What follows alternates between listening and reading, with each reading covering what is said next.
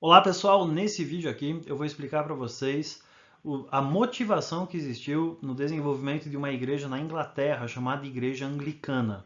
E a motivação da Igreja Anglicana não foi tão pura ou religiosa como aconteceu com a Reforma Protestante de Lutero e de Calvino, mas ela aconteceu por outras motivações. E essas motivações a gente vai ver nesse vídeo de agora.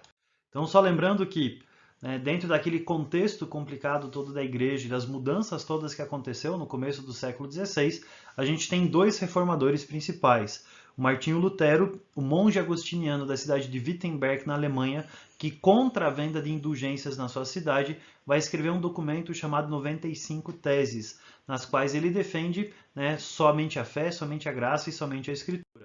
O outro pensador que a gente tem é chamado de João Calvino, ele é da Suíça e ele defende a ideia da doutrina da predestinação, ou seja, não sou eu que escolho ser salvo, mas é Deus que me predestina, é Ele que me escolhe.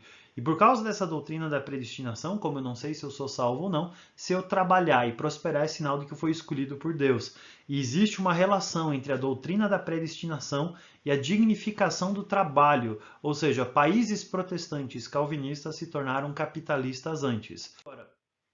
Agora, na Inglaterra, o surgimento da igreja anglicana ele acontece por fatores completamente diferentes.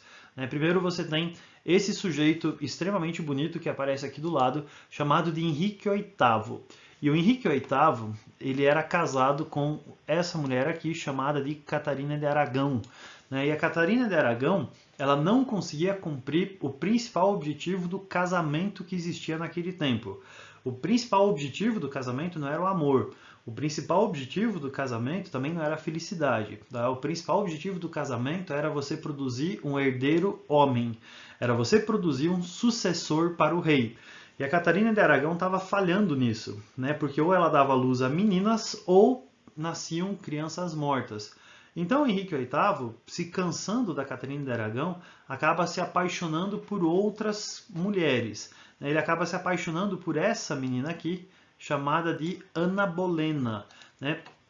E Ana Bolena salta aos olhos de Henrique VIII toda a beleza e todo o interesse dele pela Ana Bolena. Ana Bolena não dá muita bola para Henrique VIII, ele acaba se envolvendo com a irmã da Ana Bolena, acaba engravidando ela, nasce um filho, um menino, o nome dele era Eduardo, mas ele era filho bastardo, então ele estava fora da linha sucessória. A Ana Bolena sai da Inglaterra, vai um pouco para a França, ela acaba voltando, acaba se envolvendo com o rei de novo. O rei queria muito, muito ficar junto com ela. Ela diz: não, a gente não é casado, a gente não pode ficar junto. Se eu engravidar, a gente vai ter um bastardo, não é isso que eu quero e tal, blá blá blá blá blá blá. A gente precisa se livrar da sua esposa. Então Henrique VIII disse o seguinte: eu vou me divorciar, eu vou tirar a Catarina de Aragão da jogada, eu me divorcio dela, eu anulo esse casamento e eu caso com você. Então esse era o plano dele. Ele manda uma carta para o Papa pedindo a anulação do seu casamento. Só que tem um pequeno problema. A Catarina de Aragão era sobrinha do Papa. E o Papa diz: não, eu não vou anular o teu casamento. Então o Henrique VIII ele vai dizer mais ou menos o seguinte: se essa igreja não anula o meu casamento e permite que eu possa me casar com a Ana Bolena, então eu vou criar uma igreja nova na qual eu possa me separar dessa mulher. E o Henrique VIII, então, vai romper com a Igreja Católica, tá? Ele vai perseguir a Igreja Católica, vai assumir as igrejas, vai tomar conta das propriedades, vai prender religiosos, ele rompe relações com a Igreja Católica. E, ao mesmo tempo, ele funda uma nova igreja chamada de Igreja Anglicana, que é uma igreja estatal, cujo chefe é o rei da Inglaterra. Então, Henrique VIII ele funda uma nova igreja para que ele pudesse se separar da Catarina de Aragão e casar com a Ana Bolena para que eles pudessem ter um filho.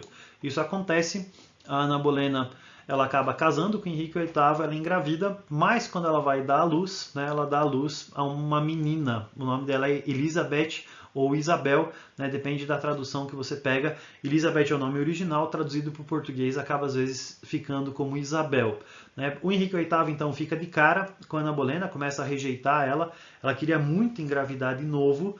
As lendas palacianas contam que ela pediu ajuda do próprio irmão para que ela pudesse engravidar. Ela dá à luz a uma criatura que era toda deformada, acaba sendo acusada de bruxaria. O Henrique VIII manda executar ela, corta a cabeça dela, ela morre.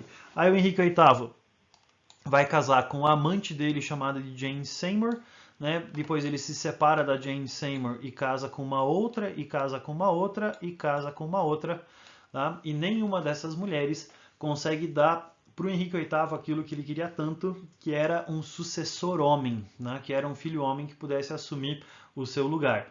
Então a Igreja Anglicana ela é formada, né, nessa novela toda aqui. Tá? Tem um filme muito bom a respeito disso, né, chamado A Outra, em inglês é The Other Boleyn Girl, né, que conta toda essa história. Você tem a Scarlett Johansson, né, que faz parte do elenco desse filme.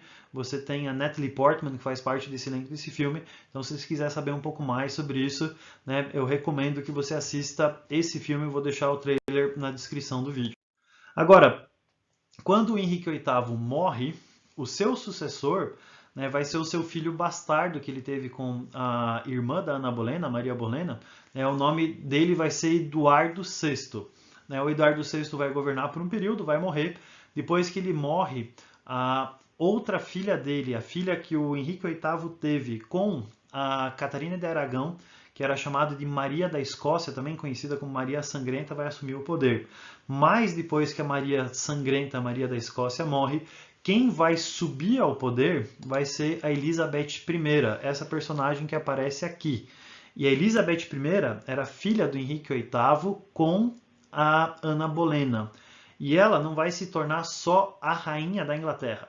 Ela vai se tornar a rainha mais importante de toda a história da Inglaterra. Porque durante o reinado elisabetano, durante o governo da Elizabeth I, a Inglaterra vai deixar de ser só um país como os outros e vai se transformar principalmente numa grande potência naval. E durante o governo da Elizabeth I, que a gente tem a assinatura do segundo documento chamado de Ato de Supremacia. O Henrique VIII já tinha assinado o primeiro ato de supremacia, a Elizabeth assina o segundo ato de supremacia, que é um documento que diz que quem manda na igreja na Inglaterra é o rei da Inglaterra, ou nesse caso é a rainha da Inglaterra. E dessa forma continua sendo até hoje. Tá? Então a igreja anglicana tem como chefe da igreja a rainha da Inglaterra. E resumindo, né, todas essas reformas religiosas, resumindo tudo o que a gente viu nos vídeos anteriores, né? Qual foi o resultado que você teve dessas reformas religiosas? Uma grande divisão religiosa da Europa. De um lado você tem os católicos apostólicos romanos, cujo chefe continua a ser o Papa com sede na cidade de Roma. Mas do outro lado você tem uma fragmentação de um grande grupo que nós chamamos de protestantes, que podem ser luteranos, que podem ser calvinistas ou que podem fazer parte dessa igreja anglicana. Uma outra característica que você tem é que a assinatura de um documento de paz que aconteceu durante esse período vai estabelecer a seguinte regra: a religião do rei é a religião do povo. Então, se um país ele tem o rei que é católico, todo o povo tem que ser católico. Se um rei é protestante, o povo tem que ser protestante, o que vai dar alguns problemas. Por exemplo, a gente tem o caso de um país que é predominantemente protestante, de repente um rei católico assume, e todo o povo tem que passar a ser católico então. Então são alguns problemas que vão acontecer, né, por causa dessa lei. E um outro problema que você tem é que durante o período do século XVI, né, e começo do século XVII, a Europa vai ficar mergulhada em guerras religiosas. Católicos perseguindo protestantes, protestantes lutando contra católicos, países predominantemente católicos, como a Espanha, lutando contra países predominantemente protestantes, como a Holanda, como a Inglaterra. Então, as reformas protestantes que começaram com Martinho Lutero, elas queriam mudar a igreja, mas elas mudaram a Europa toda e mergulharam a Europa em uma série de guerras religiosas, onde é que uma das motivações desses conflitos era a religião.